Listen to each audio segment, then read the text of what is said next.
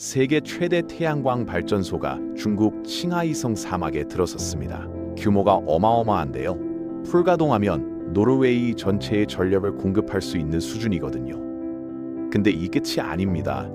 줌아웃을 해보면 중국 사막 전체가 거대한 태양광 단지와 풍력 발전기로 뒤덮여 있어요. 세계 3대 태양광 발전소와 3대 풍력 발전 단지가 전부 중국에 있다는 게 우연일까요? 2024년 한 해 동안 중국이 청정 에너지 기술에 쏟아부은 돈이 9,400억 달러입니다. 폴란드 GDP보다 많고 전 세계 화석 연료 투자액과 맞먹는 수준이죠. 그럼 이 이야기를 본격적으로 시작해 보겠습니다. 중국은 작년에 전 세계에서 새로 추가된 재생에너지 발전 용량의 64%를 차지했고 전기차는 70%를 생산했습니다. 이 모든 게 시진핑의 중국 제조 2025 전략에서 나온 결과물이에요. 중국이 지금 자국 경제는 물론이고 세계 경제 구조 자체를 근본적으로 바꾸고 있는 겁니다. 근데 여기서 질문이 생기죠. 중국은 대체 어떻게 이걸 해냈을까요? 공정하게 경쟁해서 이긴 걸까요? 아니면 반칙을 쓴 걸까요? 중국이 산업 강국으로 올라선 여정은 40년도 더 전에 시작됐습니다. 마오쩌둥 주석이 사망한 직후부터였죠. 마오는 지금도 중국에서 상징적인 인물이지만 경제적 유산은 재앙 수준이었어요. 1958년에 시작한 대약진 운동이 대표적인데요. 농업을 강제로 집단화하고 중공업에 막대한 투자를 쏟아붓는 중앙계획 경제를 밀어붙였다가 완전히 실패했습니다. 결과는 끔찍했죠. 1,500만에서 5,500만 명이 기근으로 사망했거든요. 마오가 1976년에 세상을 떠났을 때 중국은 여전히 가난한 농업 국가였고 문화대혁명의 정치적 혼란에서 겨우 회복 중이었습니다. 그 뒤를 이은 인물이 덩샤오핑입니다. 재밌는 건 이 사람이 마오 시절에 자본주의 추종자라는 이유로 숙청당하고 추방됐던 인물이라는 거예요. 마오 시대의 학살을 겪고 난 뒤 1978년에 권력을 잡은 덩샤오핑은 경제개혁이 절실하다는 걸 알았습니다. 마오 시대를 지배했던 국가계획과 집단 소유 중심의 이념적 집착에서 벗어나야 했던 거죠. 그의 시장 실용주의는 이런 말로 요약됩니다. 고양이가 검은색이든 흰색이든 쥐만 잡으면 된다. 개혁 개방이라는 슬로건 아래 덩샤오핑은 1980년대 내내 점진적인 경제 자유화를 추진했어요. 시장이 가격을 결정하게 하고 외국 투자를 받아들였으며 민간 기업가들이 사업을 시작할 수 있게 허용했습니다. 1990년대에 들어서면서 덩샤오핑의 개혁이 뿌리를 내리자 중국 경제 성장이 가속화되기 시작했습니다. 1980년에서 2000년 사이에 1인당 GDP가 5배로 뛰었는데요. 중국 공장들이 해외 시장으로 수출을 늘리면서 나온 결과였죠. 이 시기에 베이징은 리커뉴의 조언에 영감을 받아서 경제 특구를 설치했습니다. 세금 혜택과 기업 인센티브를 주면서 투자를 끌어모으려고 한 거예요. 가장 유명한 경제 특구가 홍콩 국경 근처의 조용한 어촌 마을이었던 선전입니다. 1990년대 선전은 호황을 누리는 도시가 됐고 중국 전역의 농촌에서 수만 명의 노동자들이 몰려들었어요. 선전 공장들은 볼펜부터 옷, 시계 배터리까지 온갖 물건을 만들어냈습니다. 이 노동자들 중 한 명이 왕천푸라는 젊은이였어요. 안후이성 농촌의 가난한 8남매 집안에서 태어난 왕천푸는 학교에서 열심히 공부했고 후난성 대학에서 화학을 전공했습니다. 졸업 후에는 선전의 신생 배터리 회사에 취직했다가 2년 뒤 나와서 자기 회사를 차렸죠. 저렴한 충전식 배터리를 만드는 게 목표였습니다. 회사 이름은 야디전자라고 지었는데요. 선전의 야디 거리 이름에서 따온 겁니다. 왕천푸와 그의 회사는 현대 중국 역사의 축소판이 됩니다. 1990년대 중국 제조업은 진짜 경쟁 우위가 있었는데요. 바로 극도로 낮은 임금이었어요. 1995년 중국의 1인당 GDP는 현재 달러 가치로 600달러 조금 넘었는데 같은 시기 한국은 12,000단 달러, 일본은 44,000달러였습니다. 이 덕분에 왕천푸의 야디전자 같은 중국 생산업체들이 도요타나 소니 같은 일본 대기업들을 가격 경쟁에서 이길 수 있었던 거죠. 일본이 기술은 우수하고 생산 라인은 첨단이었지만 가격에서 밀렸거든요. 사업은 승승장구했습니다. 2000년이 되자 야디전자는 세계 최대 휴대폰 배터리 제조업체로 성장했어요. 왕첨푸는 2002년에 홍콩 증권거래소에 회사를 상장시켰고 2억 달러 넘게 자금을 조달하면서 중국의 주요 신흥 자본가 중 한 명으로 자리 잡았습니다. 이 시점에서 회사 이름은 여러분이 더 익숙한 이름으로 바뀌어 있었죠. 바로 BYD입니다. 중국의 급속한 경제 성장은 2000년대 내내 장쩌민과 후진타오의 리더십 아래 계속됐습니다. 2001년에 중국은 세계무역기구 WTO에 가입했는데요.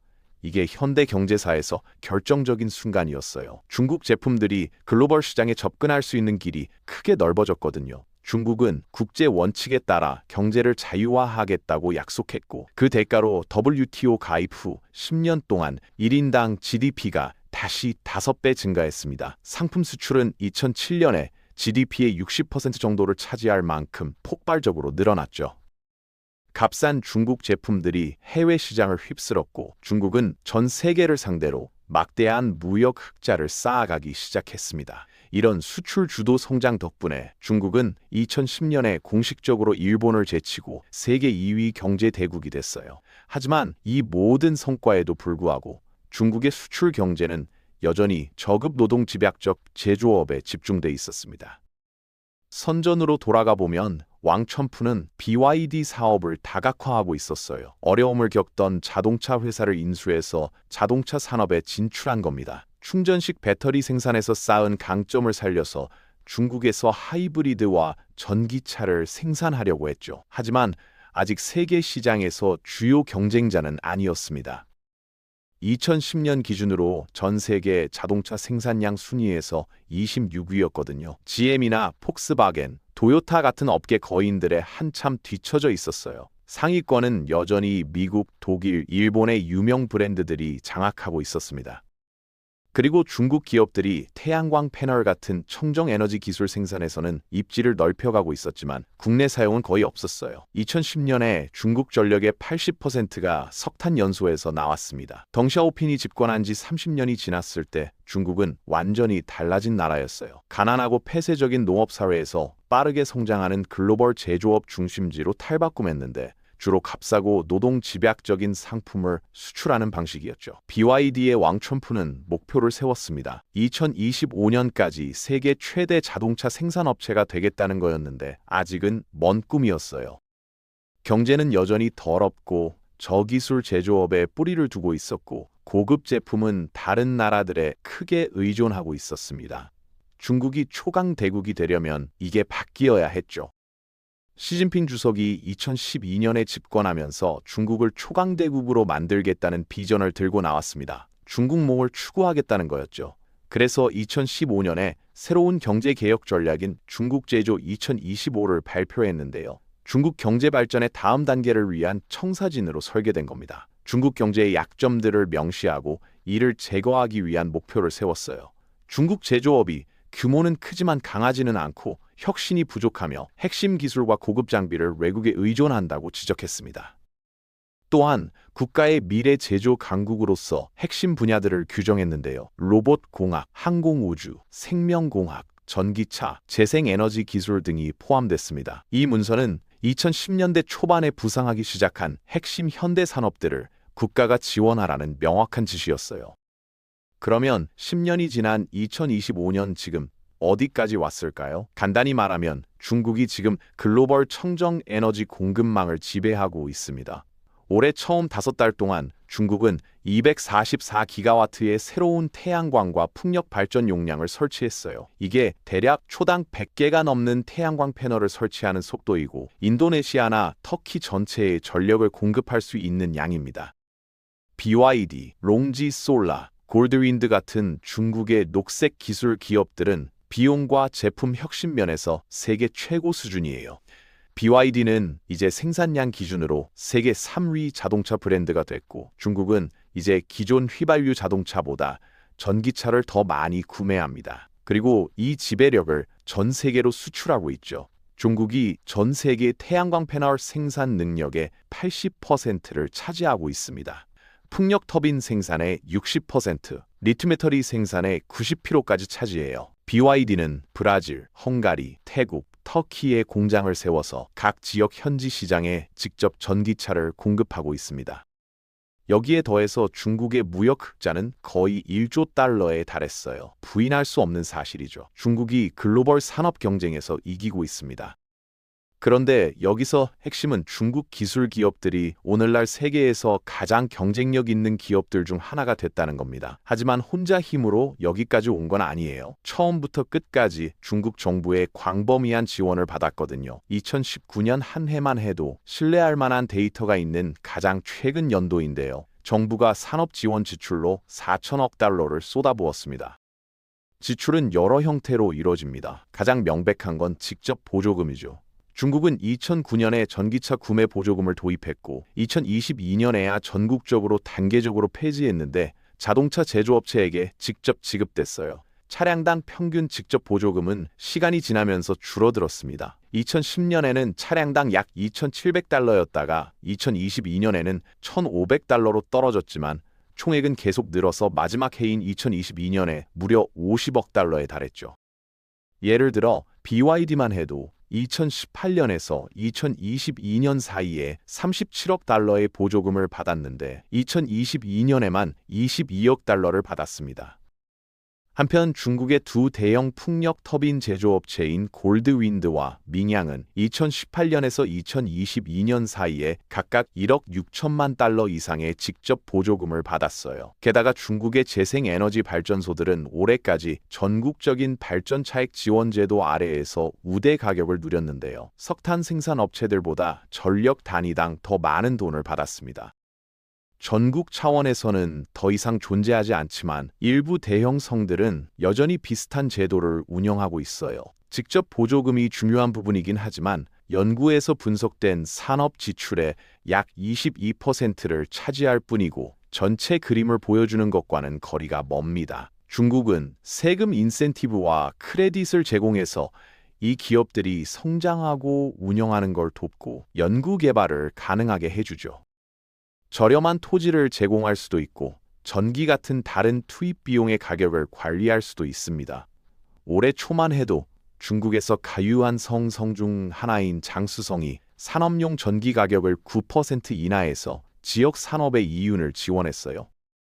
실제로 이 기업들을 지원하는 가장 중요한 방식은 저렴한 대출을 제공하는 겁니다. 중국은 고도로 중앙 집권화된 은행 부문을 갖고 있는데요. 국유 은행들이 전체 부문 자산의 60%를 소유하고 있어요. 이는 정부가 선호하는 산업들이 성장하도록 많은 대출을 할 수 있다는 의미인데 리스크와 수익으로 계산되는 게 아니라 정부 자체의 우선순위에 따라 결정되는 거죠. 중앙은행 데이터에 따르면 정부가 부동산 부문에서 고급 제조업으로 성장을 전환하려고 하면서 최근 몇 년간 중국 제조업 부문에 대한 새로운 은행 대출이 증가했습니다.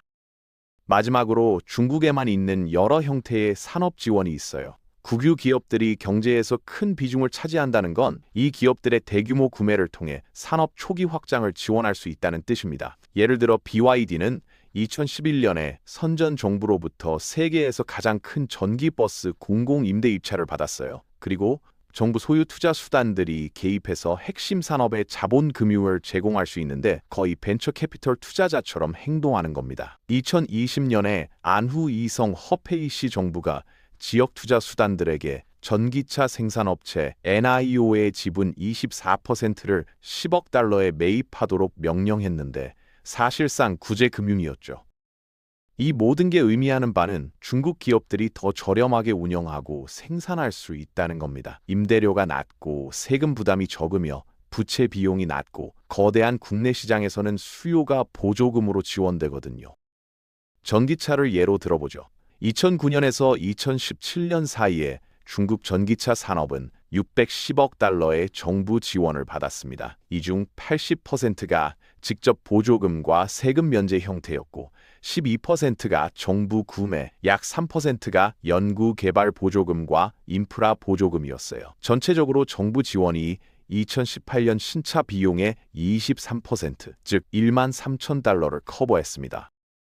시진핑의 중국 제조 전략은 처음부터 끝까지 막대한 국가 투자 지원에 기반을 뒀고 서구는 경쟁할 수 없습니다.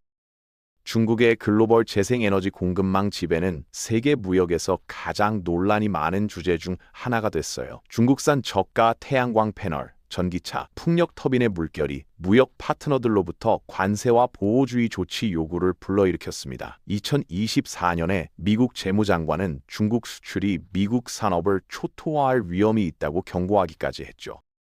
태양광 패널을 예로 들어보겠습니다. 발전 용량 기준으로 태양광 패널 수출이 2017년 이후 7배 증가했는데 평균 가격은 60% 이상 폭락했어요. 중국 정부는 이에 대해 자국 산업이 단순히 외국보다 경쟁력이 있을 뿐이라고 대응하면서 다른 나라들도 이런 산업들을 보조한다고 지적합니다. 이건 부인할 수 없이 사실이에요. 테슬라만 봐도 미국 정부의 관대한 세금 공제 혜택을 받고 있잖아요. 하지만 중국의 정부 지원과 나머지 세계 사이에는 두 가지 차이가 있습니다. 첫째는 베이징 산업 지원의 엄청난 규모입니다. 2019년 중국의 산업 지원 지출은 GDP의 1.7%에 달했어요. 이건 한국에서 제공되는 지원 수준의 2배가 넘고 미국과 독일의 상대적 금액보다 4배 많습니다. 둘째로 중국이 다른 이유는 개발 모델이 경제의 공급 측면을 중심으로 구축됐다는 겁니다. 여기서 과잉 생산 능력 개념이 등장하죠. 수십 년 동안 중국은 가계가 아니라 생산 능력에 자원을 배분해 왔습니다. 광범위한 사회복지 시스템을 구축하거나 중국 노동자들의 소득이 실질적으로 증가하도록 허용하거나 위안화가 절상되도록 하는 대신 투자에 집중했죠.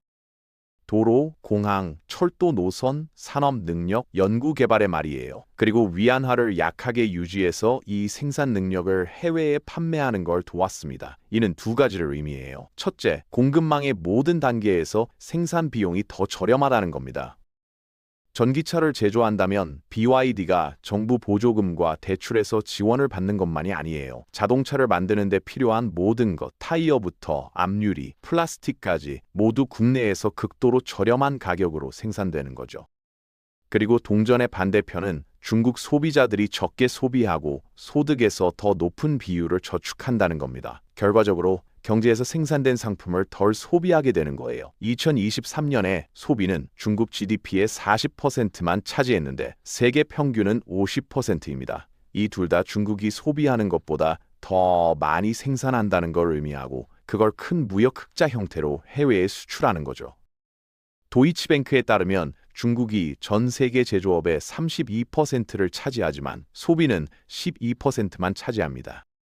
예를 들어 2023년에 중국은 861기가와트의 태양광 패널 모듈을 생산할 수 있는 충분한 생산 능력을 가졌어요. 근데 여기가 함정입니다. 그의 전 세계 수요는 그 절반도 안 됐거든요. 이런 과잉 생산 능력 시나리오는 가격을 하락시킵니다. 그래서 이 모든 생산이 실제로는 중국과 해외 산업 모두에게 나쁜 소식이에요. 중국 공장들은 미친 수준의 내부 경쟁과 제한된 국내 수요 때문에 돈을 잃으면서 계속 돌아가고 있습니다. 중국의 주요 재생에너지 기업들인 롱지솔라, 민양, 트리나솔라의 주가를 보면 모두 낮게 눌려 있어요. 그래서 이건 중국과 세계 사이의 제로섬 게임만큼 단순한 문제가 아닙니다. 누가 더 많은 보조금을 지급하느냐만큼 단순한 게 아니라는 거죠. 중국 경제 전체의 구조에 관한 문제인데 이건 어떤 관세나 격렬한 수사로도 바꿀 수 없는 겁니다. 경제적 관점에서 결론은 명확합니다. 베이징은 다른 무엇보다 산업 능력을 우선시하는 경제 시스템을 구축했어요. 중국의 신에너지 지배는 국가가 주도하고 국가가 보조하며 모든 단계에서 국가가 지원합니다. 이것이 외국 기업들보다 훨씬 저렴하게 생산할 수 있는 세계적 수준의 혁신 기업들을 만들어냈죠. 하지만 진짜 시장의 힘에 노출되지 않고서 말이에요. 중국 공장들은 너무 많이 생산해서 국내 기업이든 외국 기업이든 돈을 벌기 힘든 상황입니다. 그리고 이게 미국과 다른 무역 파트너들과의 무역 논쟁의 근본이 됐죠. 아마도 중국의 무역 지배력과 과잉 생산 능력의 공정성에 대한 논쟁은 중요한 점을 놓치고 있을 겁니다. 중국이 현재 저렴하고 고품질의 재생에너지 기술을 대량으로 생산하고 있다는 사실 말이에요. 테슬라는 물론이고 적자를 보고 있는 많은 중국 기업들에게는 나쁜 소식일 수 있지만 더 낮은 가격을 지불하는 전 세계 소비자들에게는 좋은 소식입니다. 그리고 가장 중요한 건 환경에 좋은 소식이라는 거예요. 우리 모두 전기차와 태양광 패널, 그리고 다른 형태의 재생에너지를 더 저렴한 가격에 살 수 있으니까요. 하지만 여러분에게 묻고 싶은 질문이 있습니다. 여러분이 운전하는 차, 핸드폰 배터리, 불을 켜주는 태양광 패널이 전부 중국에서 오는 세상에서 살고 싶으신가요? 다르게 말하면 고양이가 흰색이든 검은색이든 상관 있을까요?